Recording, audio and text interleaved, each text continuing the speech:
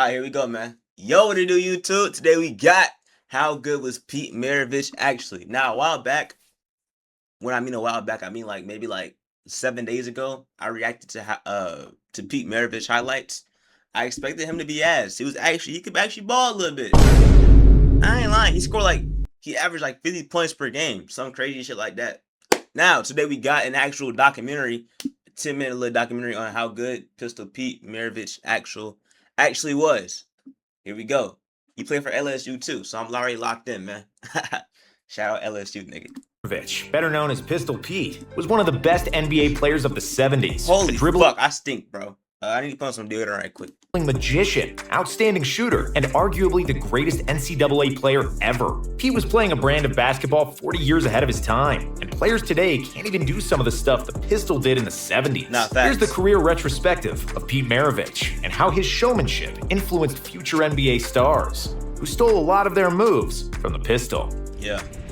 The Pistol, that's the code name. Early life and the origin of the Pistol. Pete Maravich was born in 1947, and basketball was in his blood. His father, Press, was a professional. You say 47? That's like after World War II, nigga.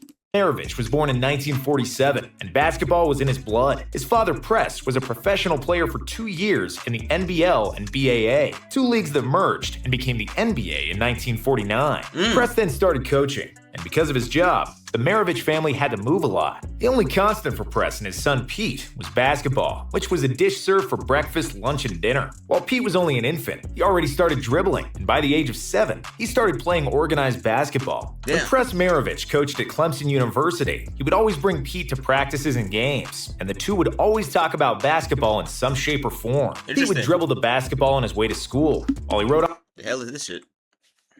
Talk about basketball in some shape or form. Pete would dribble the basketball on the fuck? When is he gonna use this in game? On his way to school, while he rode on a bike, and even slept with the ball. At the age of 12, he was practicing up to 10 hours a day. His father taught him the fundamentals, but Pete loved basketball so much that he started 10 hours a day? Lay ass reaction. 10 hours a day is crazy, dog. Like, no disrespect, but back then, what was the entertainment? Like, when you got back home, like, normally I watch TV.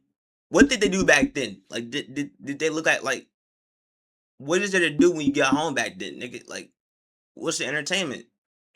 Do you watch paint dry? Like, I'm genuinely asking, like, what the fuck? I'm not trying to be funny, bro. I'm dead ass. Improvising and countless hours in the gym all alone gave birth to some of the most spectacular moves the NBA has ever seen. But more on that later. As a freshman, Pete started playing for Daniels High School in Clemson at the age of 14. But he barely played on a team filled with seniors. And even when Pete would come into the game, the older guys avoided passing him the ball. The crowd also laughed when they saw the small, skinny 14-year-old on the floor, which pissed the hell out of Pete. However, one single shot changed everything. Pete's team was down by 1 in the last seconds. Because he hardly ever had the ball, the opponents never guarded Maravich. So the Daniels coach decided to pass the ball to Pete. He got the open shot and made the game winner, and it was then that he received the nickname Pistol Pete. It was given to him by a reporter who noticed that when Pete shot towards the basket, it looked like he was pulling out a gun. The nickname remained. Yo, what the fuck? And the legend of the Pistol Pete was born. NCAA GOAT. After graduating from high school, Pete and his father decided that Pete should go to prep school for another year. Pete was 6'3" at the time, but he weighed just over 130 pounds. Damn. And could not withstand physical Wait, what? At the college time, but he weighed just over 130 pounds. 6'3", 130 pounds? This nigga was a pencil, dog. That's actually like a string being. 130 pounds? Bro, I know a friend whose dog weighs more than 130 pounds, dog. That's genuinely insane. Did this nigga not eat food? I guess that was around the time after World War II like ended. I'm trying to find an excuse. What the fuck? Did they not have food back then? And could not withstand physical duels at the college level. So, he spent a year at the Edwards Military Academy, where he grew to 6'5" and bulked up to a respectable 160 pounds. How tall was he before? I'm gonna look it up. Which improved his game tremendously. At the same time, his father Press got the head coaching job at Louisiana State, which was known for football, but had a minuscule basketball program. Press asked Pete to attend LSU and join him, which Pete bluntly rejected because he wanted to play for a renowned basketball college. However, after Press threatened threatened to kick him out of the house, Bress decided to join his father at LSU. Under his father's tutelage, Pete became a superstar and would set records that will likely never get broken. Before college, he was 6'3", or before military college, he was 6'3". He only grew like 2 inches, but he gained a lot of weight. His freshman year, he averaged 43.6 points per game, but because of the rules in the 70s, freshmen were not allowed to play on the varsity team. The crowd at LSU would often watch the freshman games and then leave once Pete's game was done, and wasn't even interested in watching the varsity team. Pete led the freshmen to a 17-1 record that season, while the varsity team, led by Press, had a record of 3-23. In his sophomore year, Pete was able to play for the varsity team and immediately asserted himself as the primary option on offense, with 43.8 points on average. He was the NCAA's top scorer that season, and he repeated that feat as a junior with 44.2 points, and as a senior with 44.5 points per game, along with 2 National College Player of the Year awards. In the 3 years, he was busting they ass. Oh my gosh, he averaged 40 his whole college career basically. That still kind of pisses me off that, like, what do you mean a freshman can't play on varsity, bro? Like, who made these rules? Fucking grouch. Years he spent on the varsity team, Pistol Pete scored 3,667 points in 83 games, averaging an incredible 3,667 points in 83 games, averaging an incredible 44.2 points per game. He owns almost every NCAA scoring record to this day, and what's even more impressive is that he broke all those records in the era without the three-point shot. Former LSU coach Dale Brown. That was what really impressed me. Like, he did without a 3-point shot, bro. Like, no matter if he pulled that bitch from half court or if he, like, dunked the ball, laid the ball up, it's still gonna be the same amount of points. That's genuinely insane, bro. Charted every shot Maravich scored, and because he shot many jumpers from long distances, Brown calculated that Pete would have averaged an astounding 57 points per game if his long jumpers counted as threes. A globetrotter in the NBA, Pistol Pete was the most known player in the country by the time he finished college, and he had plenty of options where to continue his career. He was contacted by half the ABA teams, many NBA teams, but also the Harlem Globetrotters, who offered Maravich Harlem! He could have played for Harlem. Imagine a white boy on Harlem. That would have been something. $1 million to join them. Maravich dribbled the ball. Harlem has $1 million? That money must have came from crack. That's crack cocaine money, nigga. That ain't real money. Harlem with money? My ass. Globetrotter. He shot the ball better than all of them, and he knew every basketball trick in the book. Between the legs, behind the back, dribbling 2 balls at the same time, you name it. Pistol Pete was doing it. If he had joined the Globetrotters, he would have been Dude was Stephen Curry. The first white member, but he'd fit right in because of a unique skill set. However, his dream was to play in the NBA like his dad, and the Pistol was selected with the 3rd pick by the Atlanta Hawks in the stacked 1970 NBA draft. The Hawks! The rookie season, Maravich was under tremendous pressure after signing a contract worth nearly $2 million for 5 seasons. At the time, the largest contract in NBA history. I was about to say, However, that's a lot of money. Immediately proved that he is one of the best players in the world and that his big contract is justified. Maravich averaged 23.2 points and 4.4 assists per game as a rookie, which was the 8th best scoring output that season. Look at that pass. 4.4 assists per game as a rookie. Oh my gosh.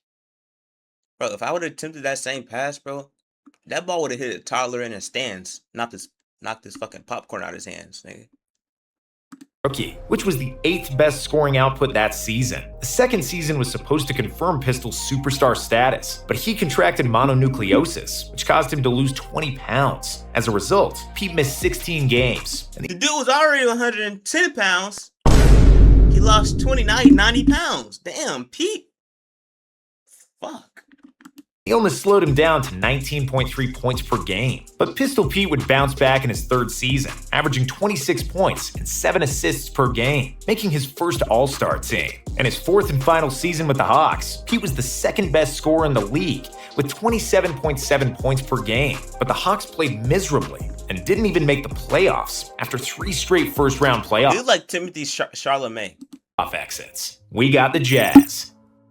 New Orleans Jazz joined the NBA in 1974, and in the expansion draft, they acquired Maravich from the Hawks for 2 players and 4 draft picks. By doing so, they signed the local hero, considering that the Jazz Arena was less than 100 miles away from LSU. Joining a newly established franchise is a double-edged sword, and Pete learned that the hard way. Yes, he was a beloved superstar, and all the fans wanted to see him play, but on the flip side, the New Orleans Jazz wasn't any good, just like most new teams aren't. The Jazz didn't make the playoffs until 1984, 5 seasons after Maravich left the team and their relocation to Utah. But even though he never made the playoffs, Pistol Pete was playing the basketball of his life with the Jazz. Not gonna lie, New Orleans Jazz makes more sense than Utah Jazz because I never went to Utah before, but I don't think Utah has Jazz. New Orleans has Jazz, but I think Utah has like orchestra or something. I could be wrong. As one of the most unstoppable players in the league, he averaged 25.2 points and 5.6 assists in 5.5 seasons with the franchise, during which he led the NBA in scoring with 31 points per game in 1977, along with 3 All-Star appearances and 3 All-NBA nods. On February 5th, 1977, in a game against the New York Knicks, the Pistol scored 68 points, a career high, and at the time, the most points ever by a guard. The feat is even more impressive when we know that he was guarded by Walt Frazier. Did any of y'all go to a Pete Maravich game? One of the premier defensive guards of the 70s, and that he scored 68 without a three-pointer. In 1978, Maravich played the best all-around season of his career, 7 points, 6.7 assists, and a career-high 2 steals per game. He would have probably led the league in scoring once again, and likely even pushed the Jazz to the playoffs, but he unfortunately injured his knee halfway through the season, and was forced to miss the final 32 games of the season. Before he got hurt, the Jazz had a winning record due to a 10-game win streak. After Maravich went down, they lost 8 in a row, and their playoff hopes were shot dead. Unfortunately for Maravich and the Jazz, ironic because his name is Pistol Pete, and like they shot the playoff hopes dead because he was injured. Yeah, that was corny. Fans, knee injuries plagued Pete for the rest of his career, as he only played 2 more years in the NBA. After the Jazz moved to Salt Lake City in 1979, they traded Maravich mid-season to the Celtics, where he teamed up with rookie Larry Bird. It was the first NBA season with a 3-point line, and Maravich immediately proved what kind of a shooter he was. The Pistol shot 67% for 3 in his final year, with bad knees that severely hampered his movement. Legacy. Yo, I heard Larry Bird basically like bullied Pistol Pete out the league, bro. He was like, "You fucking suck, Pistol Pete." That's what I heard Larry Bird did. I don't know. Pete was a basketball savant. Is that true? And he played basketball 30 or 40 years ahead of his time. At the time of his retirement, he had by far the best handles in NBA history, and many of the greatest ball handlers took many pages out of Pete's ball handling book. He was a trendsetter that inspired generations, and if your favorite ball handler didn't learn from the Pistol, they likely stole some moves from someone who stole from Pete. That LaMelo Ball underhand full-court pass, Maravich did that in the 70s. Magic Johnson's around-the-back defender freeze and then pass, Maravich did that too. Hook shot like Kareem, turnaround jumper like MJ, or readjusting his jump shot midair like Larry Bird. And Michael Jordan, you stole from Pistol Pete? It was all routinely done by the Pistol. When he played the game, the NBA was dominated by centers like Wilt Chamberlain and Kareem, and guards like him were unicorns. Other than Jerry West, nobody else attempted that many jump shots. Should we do the Jerry West next? Let alone made them with great accuracy, with an unbelievable floater and layup game, finishing with both hands, killer handles, and the ability to both score and pass. Pistol Pete is most often compared to Steve Nash, a guy who came to the NBA Steve Nash. And pass. Pistol Pete is my favorite podcaster. This chest hair is very aggressive right here. Very aggressive chest hair. It's a lot of chest hair. Most often compared to Steve Nash, a guy who came to the NBA 16 years after Maravich retired. If he played in a 3-point era, he would likely average around 30 points per game. And if he played in a better team, he could have easily been an MVP multiple times and won a few championships. However, Pete didn't have the best of luck in his career and life. In one interview in 1974, Pete said, "I don't want to play in the NBA for 10 years and then die of a heart attack at 40. But unfortunately, that's precisely what happened." His NBA career was cut short after 10 years due to knee injuries. And in 9 of 10 seasons, his teams had a losing record. And then in 1988, almost like he predicted it, he died of a heart attack at the age of 40 when he was playing pickup basketball. An autopsy revealed the cause of death to be He died doing what he loved, though. That's kind of good. rare heart defect. He had been born with a missing left coronary artery. He lived for basketball, was a gym rat all his life, and ultimately died on the court. His last words were, "I feel great." Hey, rest in peace, Pistol Pete, dog. You the real one, you heard me? Shout out Pistol Pete. Played in New Orleans and Atlanta. That's a real nigga right there. Damn. I don't got nothing to say, bro. Like I said, y'all ever watch Pistol Pete before? Like, y'all ever see him in person? Y'all know anybody that did? Let me know! What we're reacting to next. Drop a like, subscribe. That was W videos, bro. Shout out the Harlem Globetrotters.